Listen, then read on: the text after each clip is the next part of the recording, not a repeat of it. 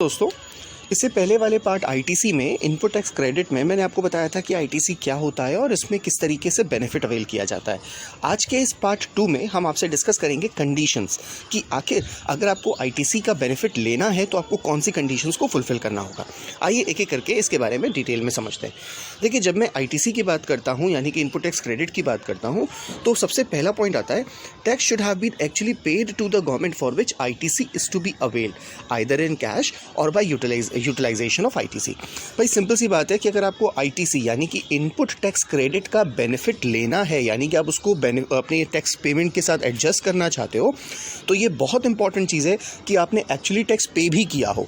अगर आपने टैक्स पे नहीं किया है और इसके बाद आप आईटीसी का बेनिफिट अवेल करना चाहते हो, इसका मतलब है कि ये चीज़ बिल्कुल जायज़ नहीं होगी। यहाँ पे आपके लिए एक बहुत बड़ी सिरदर्द हो सकता है। ये सिरदर्द क्या हो सकता है कि अगर मान लेते हैं कि आपने किसी की कोई टैक्स पे नहीं किया और उसको आपने ज़बरदस्ती एडजस्ट कर लिया, ये बात अगर गवर्नमेंट ऑफिशियल्स को पता चल जाएगी तो उस केस में फिर वो आपसे इंटरेस्ट और पेनल्टी भी चार्ज कर सकते हैं। तो ये अश्योर कर लीजिए कि आपने जो टैक्स पे कर दिया है उसी को ही आप फर्दर आगे एडजस्ट कर पाइए, यानी कि जब आप खरीदारी करके आए होंगे तो आप टैक्स पे करके आए होंगे। Next second point, possession of tax paying document like tax invoice issued by supplier, invoice issued by recipient in case of reverse charge, debit note to adjust amount, bill of entry in case of import, invoice issued by input service distributor। बिल्कुल simple language में अगर हम बात करें कि जब आप input tax credit का बेनिफिट अवेल करना चाहते हो तो पहला पॉइंट जैसे मैंने कहा कि आपने टैक्स पे किया हो, ये बात तो क्लियर हो गई। दूसरी चीज़ कि आपके पास ऐसा कोई प्रूफ हो, ऐसा कोई डॉक्यूमेंट हो जिससे ये पता चले कि हाँ आपने सचमुच टैक्स अपना पे कर दिया, यानी कि आपके पास इनवॉइस होना ज़रूरी है जिसके बेसिस पे आप उसका बेनिफिट अवेल कर पाओगे। आप टैक्स पे करके अगर आपके पास डॉक्यूमेंट नहीं है, या दूसरी तरफ कह लो कि आपके पास डॉक्यूमेंट है और आप टैक्स पे करके नहीं आए हो, इन किसी भी केसेस में आप टैक्स बेनिफिट नहीं ले पाओगे। थर्ड पॉइंट आता है the above document should at least contain these details. Document में क्या क्या चीज़ें होनी चाहिए? Amount of GST charge, description of goods and services, total value of supply, GSTN of supplier and recipient, place of supply in case of interstate supply. Interstate supply का मतलब होता है एक स्टेट से दूसरे स्टेट में अगर आप गुड सप्लाई कर रहे हो तो किस जगह पे आपने सप्लाई किया, किस स्टेट में आपने सप्लाई किया है, उसकी भी डिटेल आपको देनी पड़ेगी। बेसिकली अमाउंट को अगर आपको आईटीसी चाहिए तो अमाउंट की डिटेल तो आपको देनी ही पड़ेगी।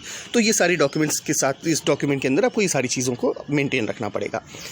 नेक्स्ट फोर्थ पॉइंट कहता है the registered person taking ITC must have receive the goods and services. भाई सिंपल सी बात है कि आप जिसका आईटीसी क्लेम कर रहे हो वो चीज़ आपको रिसीव भी तो होनी चाहिए। जिस पर्पस के लिए आपने टैक्स पे किया था वो चीज़ भी तो आनी चाहिए। भाई फिर फेक इनवॉइसेस से आपने देखा होगा आज की डेट में न्यूज़ में बहुत सारी ये चीज़ें मिलती रहती हैं आपको कि फेक इनवॉइस लोग बना देते हैं, यानी कि मैंने ज़बरदस्ती एक इनवॉइस आपके ऊपर बना दिया और आपने ज़बरदस्ती इनवॉइस मेरे ऊपर बना दिया। गुड्स का कोई ट्रेवल नहीं हो रहा है बट फिर भी सिर्फ आईटीसी का बेनिफिट लेने के लिए लोग इस तरह की हरकतें करते हैं। तो ऐसी अगर सिचुएशन गवर्नमेंट के पकड़ में आएगी तो उसके लिए भी फिर आपको बहुत सारी सिरदर्दी झेलनी पड़ सकती है। तो if goods are purchase by recipient but on his direction directly delivered to third party that is his customer by the supplier, then also it is deemed to be recipient of goods and services in case of bill to ship to model. होता क्या है कि मान लेते हैं, इसको मैं example के थ्रू समझते हैं। एक है ए, एक है बी। बी ने ए को ऑर्डर किया कि मुझे 100 यूनिट्स गुड्स भेज दीजिए। अब ए का काम क्या है कि वो 100 यूनिट्स भेजेगा, लेकिन बी ने ये इंस्ट्रक्शन दिया था कि ए भाई साहब आप एक काम करिएगा, गुड्स मुझे नहीं मेरे कस्टमर सी को भेज दीजिएगा। तो इस सिचुएशन में देखो तो बी के पास तो गुड्स आया नहीं है, तो क्वेश्चन उठा तो क्या बी आईटीसी का बेनिफिट अवेल कर पाएगा? Answer is yes. अगर बी ने ए को इंस्ट्रक्शन दिया था कि मेरे बिहाफ पे आप गुड्स किसी और को हैंड ओवर कर दीजिए तो ये मान लिया जाएगा कि बी को अल्टीमेटली गुड्स मिल गया, क्योंकि चाहे गुड्स बी को मिले चाहे डायरेक्टली सी को मिले, अल्टीमेटली गुड्स टू डिलीवर हो गए ना, तो इसको एक जेन्युइन केस माना जाएगा और आपको आईटीसी का बेनिफिट ज़रूर मिलेगा। फिफ्थ पॉइंट के बारे में डिस्कस करते हो जो कि इस कंडीशंस का लास्ट पॉइंट है।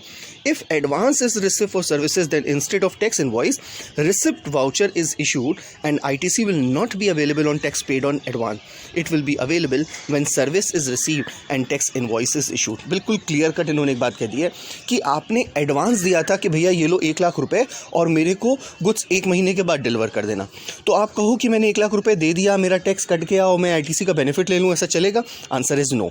आपको गुड्स भी रिसीव करना, जैसे आपको याद होगा भी मैंने जो इस फोर्थ पॉइंट डिस्कस किया था उसमें मैंने थर्ड पॉइंट डिस्कस किया था, मैंने उसमें कहा था कि आपके टैक्स भी पे होना चाहिए, आपके पास इनवॉइस भी होना चाहिए और गुड्स भी डिलीवर होने चाहिए। ये सभी कंडीशंस फुलफिल होनी चाहिए। इनमें से अगर कोई भी कंडीशन डिस्क्वालीफाई हो जाती है तो समझ लो आप आईटीसी का बेनिफिट नहीं ले पाओगे। मुझे लगता है यहाँ तक की बातें आपको समझ में आ रही होंगी। बाकी की चीज़ों को नेक्स्ट पार्ट में हम डिस्कस करेंगे। Thank you for watching this video. Have a nice day.